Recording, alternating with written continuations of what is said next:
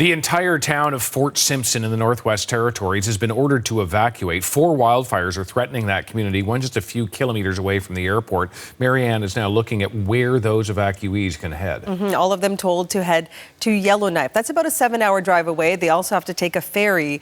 And this is all while that wildfire is getting really close to the community. At last check, it was about 7 kilometers away. So the big plumes of smoke, all visible as these residents fleeing their homes.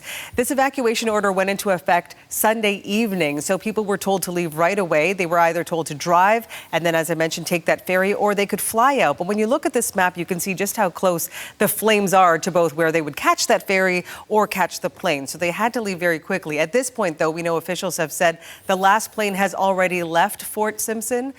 So at this point, the only way out is to drive, but you have to get out quickly. For those who are choosing to stay and see this outside of their windows, residents have been told and warned that there are just no supports for them. So anyone who is getting out, which the hope is that it's everyone, all 1,300 or so residents living there, once they get to Yellowknife, there's a multiplex now turned into an evacuation center ready to accept those who have left their homes and will be staying there for who knows how long.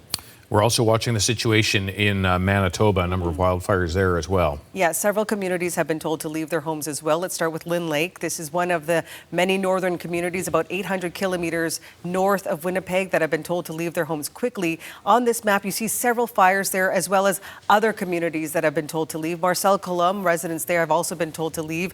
They are almost entirely gone, if not entirely gone by now. And then to the right of your screen, you see the neighboring Cree Nation.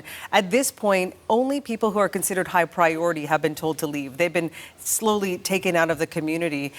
Lynn Lake residents who have been flying out, those flights began on Saturday into Sunday. Others have found their way out in their own vehicles. But when it comes to the actual firefight in that community, officials have said they just don't have enough resources to suppress those flames. Also dangerous not only from the sky, but for those fighting from the air. So they have to see what they can do to try to fight that fire. But right now, it's not looking hopeful. All right, Marianne, thanks very much.